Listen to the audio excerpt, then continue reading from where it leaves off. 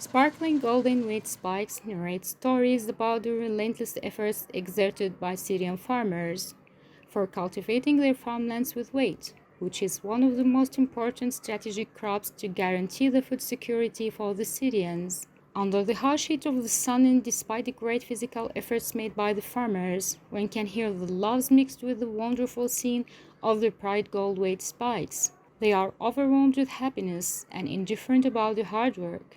That picture was clear in Tarkhabiya town in Damascus countryside, where men, women, and children gathered for the wheat harvest season.